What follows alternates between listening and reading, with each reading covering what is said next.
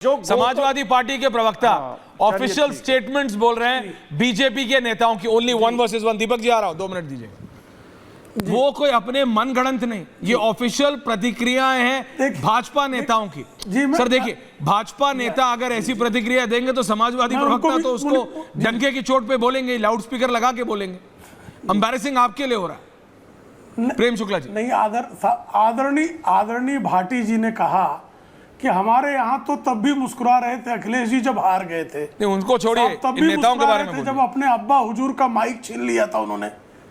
नहीं, भाई मैं बता रहा हूँ, नेताओं का बता रहा हूँ, जब अब्बा हुजूर का माइक छीन कर पार्टी पर, मैं पॉइंट पर हूँ भाई सर, भाई उनकी पार्टी का बता रहे थे ना, वो मेरी पार्टी थी, उनकी पार्टी का बता दूं मैं।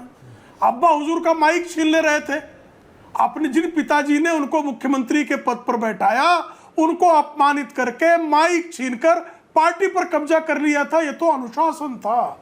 चाचा को पार्टी से निकाल दिया था, ये तो अनुशासन था। राम गोपाल जी, शिवपाल जी एक दूसरे के विरुद्ध बोल रहे थे, ये तो अनुशासन था। देवेंद्र प्रताप सिंह इनके तब एमएलसी हुआ करते थे, वो गए अखिलेश जी के पास, कहा कि पीसीएस में सिर्फ यादव समाज के लोग कैसे सिलेक्ट हो गए हैं, इसकी जांच हो। तो अखिलेश ने कहा मैं यादवों को नियुक्त करूंगा, आपको जो करना हो करो। उन्होंने प्रणब मुखर्जी राष्ट्रपति को पत्राचार करके समाजवादी पार्टी के खिलाफ जो है बाकायदा जांच करवाई और पार्टी छोड़कर चले आए।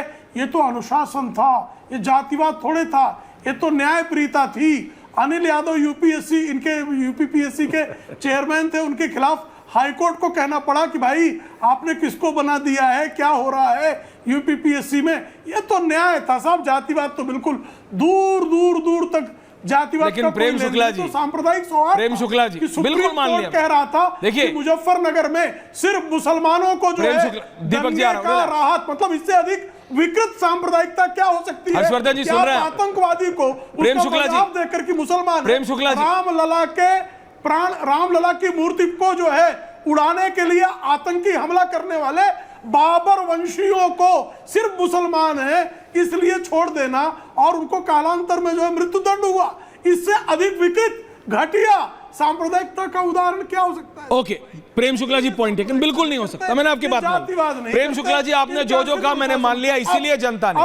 प्रेम शुक्ला जी, प्रेम शुक्ला जी, प्रेम शुक्ला जी, प्रेम शुक्ला जी, आपने जो कहा बिल्कुल मान लिया, इसीलिए उत्तर प्रदेश की जनता ने पिछले 2 इलेक्शन में बाबा को जिताया, बीजेपी को जिताया। अब मैं पूछ रहा हूं, आपके जो विधायकों ने कहा उस पर भी तो बोलेंगे। 14, 17, 19, 22 जी जी बिल्कुल, उसका जवाब नहीं है इनके पास, उसका जवाब नहीं दे पाएंगे। जी ने शाम में बयान दिया कि हम जीतेंगे ही जीतेंगे और सपा के लोग जो है सपना देखना बंद कर दें। मोती सिंह ने भी इसको स्पष्ट किया, मोती सिंह जिनको ये कोट कर रहे हैं, नंदलाल गुर्जर भी यही कोट कर रहे हैं, जिनको ये कोट कर रहे हैं सबका एक आधा स्टेटमेंट कोट कर रहे हैं। Okay Prem Shukla ji point taken, और मैं जो शिवपाल जी को कोट कर रहा हूं पूरा कर रहा हूं, रामगोपाल को कोट कर रहा हूं पूरा कर रहा हूं, मुलायम सिंह यादव जी के साथ हुई बदतमीजी को कोट कर रहा हूं पूरा कोट कर रहा हूं, मैं दंगे कोट कर रहा हूं पूरा कोट कर रहा हूं, मैं सुप्रीम कोर्ट का ऑर्डर कोट कर रहा हूं पूरा कोट कर रहा हूं, मैं ये आतंकवादी को मजहब के आधार पर छोड़ने को कोट कर रहा हूं पूरा कोट कर रहा हूं। ये काट पीट कर कुछ परोसना चाहते हैं। ओके प्रेम शुक्ला जी, आपने बोला ठीक है आप पूरा कोट कर। मेरे को लगा there could have been a better explanation on your own leaders. ये मेरी दिक्कत दीपक चौरसिया जी सबसे है कि सपा से पूछूंगा तो वो बीजेपी के बारे में बोलते हैं, आपसे पूछूंगा तो वो बीजेपी के बारे में बोलते हैं, बीजेपी से पूछूंगा तो वो समाजवादी पार्टी के बारे में बोलते हैं। हर्षवर्धन जी अपनी पार्टी के बारे में सबने बोलना बंद कर दिया, मुझे समझ नहीं आ रहा, प्रवक्ता तो अपनी पार्टी अनाउंस करती है ये, लेकिन ये प्रॉब्लम सबके साथ है। प्रेम शुक्ला जी आपके अकेले के साथ नहीं है, कृपया please understand, I respect you and I respect Bhati ji, both of you. आप दोनों बहुत वरिष्ठ पत्रकार टर्न इनटू पॉलिटिशियंस है, I respect both of you, आप दोनों की सीनियरिटी की। लेकिन मैंने कहा अभी सत्ता में बीजेपी है दीपक जी उत्तर प्रदेश में, बाबा को जितनी प्रॉब्लम अंदरूनी हो रही है कम है उससे बाहर की प्रॉब्लम, इतना मैं मानता हूं। हालांकि जैसे मैंने कहा जब तक प्रधानमंत्री मोदी का हाथ बाबा के कंधे पे है, and can have that visual on air 60-40, तब तक उनको उनके अपने अंदर के बेस्ट फ्रेंड्स फॉर एवर से दिक्कत नहीं है। जब तक मोदी का भरोसा है वो सब पे भारी है। तो क्या ये अफसरों पे एक्शन लेने से ये जो यूपी बीजेपी की इंटरनल प्रॉब्लम है वो सॉर्ट हो जाएगी क्या? क्योंकि टारगेट 27 में जीतना है और समाजवादी पार्टी बहुत कॉन्फिडेंट है, बहुत कॉन्फिडेंट। दीपक चौरसिया और ऐसे मुझे लगता है उत्तर प्रदेश के जो हालात है उसको देखते हुए ये लगता है कि भारतीय जनता पार्टी को वहाँ काफी कुछ करना होगा। उत्तर प्रदेश के लोकसभा चुनाव के जो परिणाम है उसके बाद मुझे नहीं लगता कि सिर्फ अफसरों को ठीक करने से वहां की परिस्थितियां पूरी तरह से बदल जाएंगी या पूरी तरह से सुधर जाएंगी। मेरे ख्याल से ये तीनों का मिक्स है, चाहे वो अफसरशाही हो, चाहे वो भारतीय जनता पार्टी का संगठन हो और चाहे वो वहां का प्रशासन हो। इन तीनों को एक साथ लेकर चलना होगा, सभी को एक साथ वहां पर चलना होगा। और देखिए इस तरह की जब हार होती है तो कई बातें निकल कर सामने आती है। मुझे ऐसा लगता है कि अगर वहां पर जो आपको उठा पटा खटपट या फिर जो अलग अलग तरह के बयान देखने को मिल रहे हैं, उसके बाद भारतीय जनता पार्टी का हाईकमान खास तौर से प्रधानमंत्री नरेंद्र मोदी और अमित शाह जी क्या सोचते हैं इस पर बहुत जल्दी क्लैरिटी देनी चाहिए। और मुझे नहीं लगता कि उत्तर प्रदेश में सिर्फ आपके ऑडियो में कुछ दिक्कत आ रही है, मैं आ रहा हूं वापस, लेकिन मैं संजय जी और अजय जी के पास आ रहा हूं। मैं रिक्वेस्ट कर रहा हूं अपनी टीम से दीपक जी का ऑडियो दोबारा चेक कराएं, हर्षवर्धन जी को ले आइए तब तक। हाँ अजय जी बोलिए। आप ऐश्वर्या जी कि आपका और समाजवादी पार्टी का ये अलायंस रहेगा 27 के चुनाव? ये तो परमानेंट, जब तक ऊपर वाले की कृपा हमारे दोनों नेताओं की रहेगी, कंटिन्यू रहेगा और देश की जनता चाहती है। आपको लगता नहीं कि वोट बैंक सेम है, वोट शेयर सेम है, जनता सेम है, जो आपकी और समाजवादी पार्टी दोनों में डिवाइड हो जाएगी? देश की जनता देश से तानाशाहों को और देश से हिंदू मुस्लिम वालों को भगाना चाहती है शासन और सत्ता से।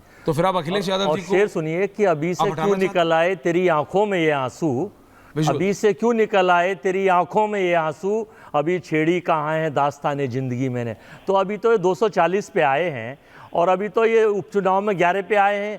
ये 10 में से जो पहले इनकी 3 थी उसमें से भी घट जाएंगे। मैं नहीं कह रहा, ये पूरा प्रदेश बता रहा है। अब आप कह रहे हैं, आपका टाइटल दिखा रहा है टीवी के, योगी साहब 42 विधायकों से मिले, 15 दिन में इतने से मिले। अरे भाई मुख्यमंत्री हैं, 403 विधायक हैं। 10% से जब हमारे मुख्यमंत्री होते थे, गठबंधन के होते थे, तो रोज मिलते थे। ये तो 15 दिन में मिल रहे हैं, तो ये कौन सा एहसान कर रहे हैं? आप और हमसे नहीं मिलेंगे। ये विधायकों से मिलना तो इनका नैतिक दायित्व है। सदन के सदस्य हैं, चुनकर आए हैं, जनता ने भेजा है, तो ये कोई इसमें वो नहीं है। लेकिन डर इन्हें केवल अपनी गद्दी का है, क्योंकि केशव जी भारी पड़े हुए हैं, मजबूत पड़े हुए हैं और देश के सत्ता के दोनों नंबर 1 और नंबर 2 ये चाहते हैं कि उत्तर प्रदेश में केशव जी को, जरूरी क्यों है भाई, 5 साल हो गए बाबा को, अब अगली साल 5 साल के लिए दूसरों को मौका मिलना चाहिए। अब आप मुझे बता दीजिए, उत्तर प्रदेश के जनपदों में 75 जनपद हैं। अब शायद मैं सही कह रहा हूँ, अमित शाह जी ने कहा था मित्रों हम 85 सीट जीतेंगे। गृह मंत्री, अरे 80 सीट हैं, 85 जीतेंगे। ये भी वैसे ही हो रहा था जैसे मित्रों अब की बार 400 पार, ये भी ऐसे ही हो रहा था। तो 75 जनपदों में अल्पसंख्यक के, पिछड़ों के और शेड्यूल कास्ट के कितने जिलाधिकारी और कितने एसएसपी हैं? आप जरा आंकड़ा दे दें, नहीं मैं आपको दे दूंगा, कोई नहीं। सिवाय इसके कुछ पर्टिकुलर कास्ट के कुछ ठाकुर और ब्राह्मण टारगेट बनना।